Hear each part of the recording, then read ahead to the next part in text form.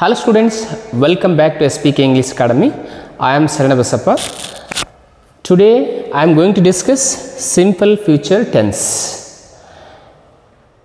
If you are watching my channel at the first time, subscribe to my channel, share this video and also like this video.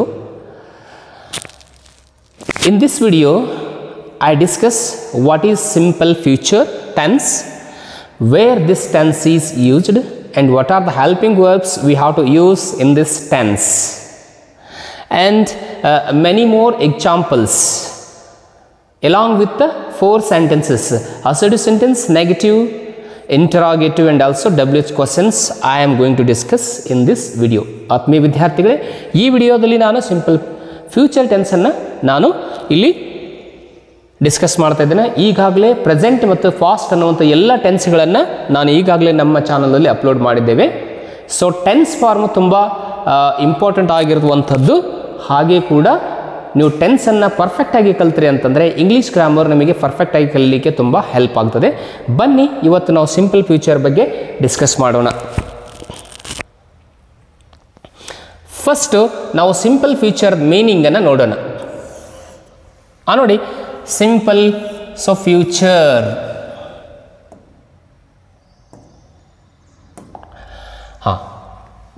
When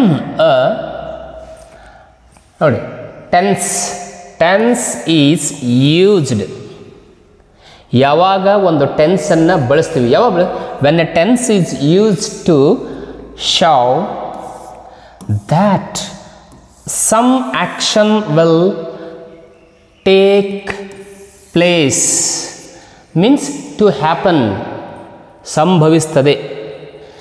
In future it is known as simple future tense. When a tense is used to show that some action will take place or some action will happen in future, so that is simple future tense. ಒಂದು ಕ್ರಿಯೆ ಮುಂದೆ ಭವಿಷ್ಯತ್ತಿನಲ್ಲಿ ನಡೆಯುವುದಿತ್ತು ಅಂತಂದರೆ ಅಂತಹ ಕ್ರಿಯೆಗಳನ್ನು ನಾವು simple future ಟೆನ್ಸಲ್ಲಿ express ಮಾಡಬೇಕು. ಕ್ರಿಯೆ ಪ್ರಾರಂಭವಾಗಿರುವುದಿಲ್ಲ, ಅದು ಕ್ರಿಯೆ ಎಲ್ಲಿ ಮುಂದೆ ಮುಂದಿನ ದಿನಗಳಲ್ಲಿ ಪ್ರಾರಂಭವಾಗ್ತಿತ್ತು ಅಂತಂದರೆ ಅದಕ್ಕೆ ನಾವು ಈ ಸಿಂಪಲ್ ಫ್ಯೂಚರ್ ಟೆನ್ಸ್ ಅಂಥೇಳಿ ಕರಿತೀವಿ. ಬನ್ನಿ ಎಕ್ಸಾಂಪಲನ್ನು ಡಿಸ್ಕಸ್ ಮಾಡೋಣ. ಸೊ ಅಸರ್ಟಿವ್ ಸೆಂಟೆನ್ಸ್ನಲ್ಲಿ ಸಿಂಪಲ್ ಫ್ಯೂಚರ್ನ ಫಾರ್ಮೇಷನ್ ಪ್ಯಾಟರ್ನ್ ಹೇಗಿರುತ್ತೆ ಅನ್ನೋದನ್ನು ಈಗ ನೋಡೋಣ.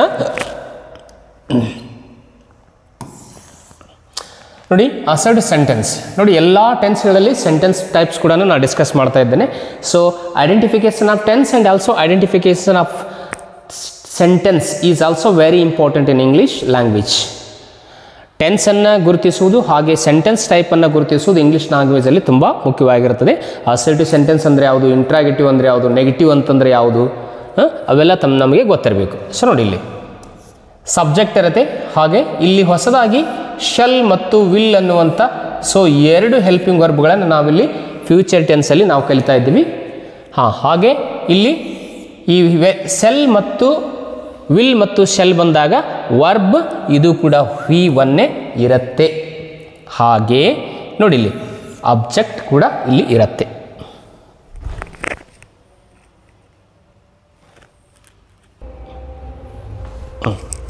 ಹಾಗೆ ನೋಡಿ, ಇಲ್ಲಿ ಎಕ್ಸಾಂಪಲನ್ನು ನೋಡೋಣ ಹೇಗಿದೆ. I will go to Dubai tomorrow. I will go to Dubai tomorrow. ನಾನು ನಾಳೆ ದುಬೈಗೆ ಹೋಗುವೆನು ಅಂತ. ನೋಡಿಲಿ, ವಿಲ್ ಅನ್ನುವಂಥದ್ದು ಇಲ್ಲಿ ಫ್ಯೂಚರನ್ನು ತೋರಿಸೋದು, ಅಂದರೆ ಆ್ಯಕ್ಷನ್ ಟೇಕ್ಸ್ ಪ್ಲೇಸ್ ನೆಕ್ಸ್ಟ್ ಅಂತ, ಕ್ರಿಯೆ ಮುಂದೆ ನಡೆಯುವಂಥದ್ದು ಇಲ್ಲಿ. ಸೊ ವಿಲ್ ಆದರೂ ತಗೋಬೋದು, ಒಂದು ವೇಳೆ ಇಲ್ಲಿ ನಾವೇನಪ್ಪ ಅಂತಂದರೆ ಶೆಲ್ನು ಕೂಡ ಬಳಸ್ಬೋದು. ಇಲ್ಲಿ 2 ಇದ್ದಾವೆ, ಶೆಲ್ ಮತ್ತು ಸೊ ವಿಲ್, ಅಥವಾ ಇಲ್ಲಿ ಶೆಲ್ ಅಂತೂ ಹಚ್ಬೋದು, ಹಾಗೇನಿಲ್ಲ. I shall go to Dubai tomorrow, 2 ಸರಿ. Next, you will pass the exam. ನೀನು ಪರೀಕ್ಷೆಯನ್ನು ಪಾಸು ಮಾಡುವೆ ಅಂತ, ನೀನು ಪರೀಕ್ಷೆಯನ್ನು ಪಾಸ್ ಮಾಡುವೆ. ಸೊ ವಿಲ್ ಇಲ್ಲಿ ಕೂಡ ಸೆಲ್ ಹಚ್ಬೋದು. ನೋಡಲಿ, you will or shall pass the exam. ನೋಡಿ, she will pass the exam. ಹಾಗೆ similarly he will enjoy swimming ಅಂತ. ಸೊ ಈ ರೀತಿಯಾಗಿ ನಾವು ಈ ಸಿಂಪಲ್ ಫ್ಯೂಚರ್ದಲ್ಲಿರ್ತಕ್ಕಂಥ ನೋಡಿ ಸೆಂಟೆನ್ಸ್ ಎಕ್ಸಾಂಪಲ್ ಡಿಸ್ಕಸ್ ಮಾಡೋದು. ನೋಡಲಿ, ವಿಲ್ ಇದೆ ಅಥವಾ we call it helping verb ಅಂತ. ದೆನ್ ಇದು ವರ್ಬ್ ಒನ್ ಅಂತ, ಇಲ್ಲಿ ಆಬ್ಜೆಕ್ಟ್ ಅಂತ ನಾವು ಕರಿತಾ ಇದ್ದೀವಿ.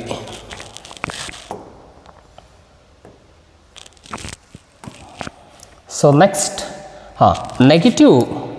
ನಾನು ಹೇಳಿದ್ದೇನೆ, ಸೊ ಯಾವುದೇ ಸೆಂಟೆನ್ಸ್ ಇರಲಿ, ಅದು ಯಾವುದೇ ಟೆನ್ಸ್ ಇರಲಿ, ಯಾವಾಗಲೂ ನಾಟನ್ನು ನಾವು ಹೆಲ್ಪಿಂಗ್ ವರ್ಬ್ ಅಥವಾ ಸಹಾಯಕ ಕ್ರಿಯಾಪದ ಆದ ನಂತರದಲ್ಲಿ ಆ ಸೆಂಟೆನ್ಸಲ್ಲಿ ಆ್ಯಡ್ ಮಾಡಬೇಕು, ಸೇರಿಸಬೇಕು ಅಂತ ಹೇಳಿದ್ದೇವೆ.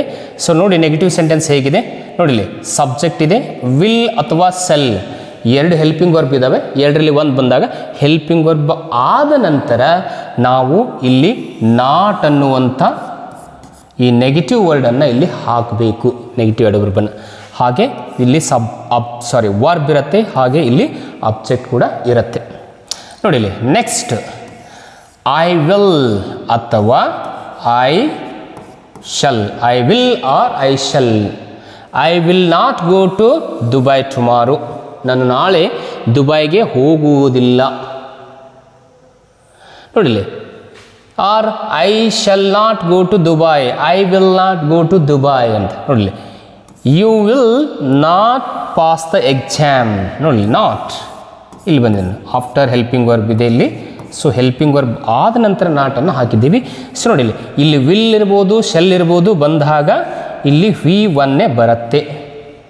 ಇದು ನಮಗೆ ನೆನಪಿರಬೇಕು. So that's. ಸೊ ನೆಕ್ಸ್ಟ್ ನೋಡಿ, they will not. They will not work. Again V one. They will not work tomorrow. ಅವರು ನಾಳೆ ಕೆಲಸ ಮಾಡುವುದಿಲ್ಲ ಅಂತೆ. ಸೊ ಈ ರೀತಿ. ಸೊ ಇವುಗಳನ್ನು ನಾವು ಇಂಟರಾಗೇಟಿವ್ ಸೆಂಟೆನ್ಸ್ಗಳಲ್ಲಿ ಹೇಗೆ ಮಾಡೋದು ಅದಕ್ಕೆ ಹೇಳಿದ್ದೇನೆ. ಸೊ ಇಂಟರಾಗೇಟಿವ್ದಲ್ಲಿ ನಾವು ಎಸ್ ಆರ್ ನೋ ಕ್ವಶನ್ಸ್ಗಳನ್ನು ಮಾಡಬೇಕಂತಂದರೆ ಆ ಸೆಂಟೆನ್ಸಲ್ಲಿ ಇರುವಂಥ ಹೆಲ್ಪಿಂಗ್ ವರ್ಬನ್ನು, ಆಕ್ಸಿಲರಿ ವರ್ಬನ್ನು ಫಸ್ಟ್ ತಗೊಳ್ಬೇಕು, ಕೊನೆಯಲ್ಲಿ ನಾವು ಕ್ವೆಶ್ಚನ್ ಮಾರ್ಕನ್ನು ಯೂಸ್ ಮಾಡಬೇಕಂತ ಹೇಳಿದ್ದೀವಿ. ನೋಡಿ, ಇಲ್ಲಿ ಇದು ಎಸ್ ಆರ್ ನೋ ಕ್ವಶನ್ ಇದೆ. ವಿಲ್ ಅಥವಾ ಶೆಲ್ ಅವು ಹೆಲ್ಪಿಂಗ್ ವರ್ಬ್ ಆಗಿರೋದ್ರಿಂದ ಮೊದಲು ತಗೋಬೇಕು. ಅದು ಆದ ನಂತರ ನಾವು ಸಬ್ಜೆಕ್ಟು, ಆಮೇಲೆ ವರ್ಬ್ ಒನ್ ಇರುತ್ತೆ, ಅದು ವರ್ಬ್ ಒನ್ನೇ ಇರಲಿ. ಸೊ ಅಬ್ಜೆಕ್ಟ್ ಇದೆ. ಸೊ ಆ ನಂತರ ಲಾಸ್ಟ್ ಇದು ಕ್ವೆಶ್ಚನ್ ಆಗಿರೋದ್ರಿಂದ, ಇದು ಪ್ರಶ್ನೆ ಆಗಿರೋದ್ರಿಂದ ಇಲ್ಲಿ ನಾವು ಕ್ವೆಶ್ಚನ್ ಮಾರ್ಕನ್ನು ಬಳಸಬೇಕು. ನೋಡಿ, ಇಲ್ಲಿ ಒಂದು example. Will he attend the class next day. Will he attend the class next day. ಅವನು ತರಗತಿಯನ್ನು ಮುಂದಿನ ದಿನ, ನಾಳೆ ದಿನ ಹಾಜರಾಗುತ್ತಾನೆ ಎ ಅಂತ. ನೋಡಲಿ, ವಿಲ್ ರಾಣಿ ರೈಟ್. ನೋಡಲಿ, ವರ್ಬ್ ಒನ್ ಇದೆ, ಇಲ್ಲಿ ಕೂಡ ವರ್ಬ್ ಒನ್ ಇದೆ.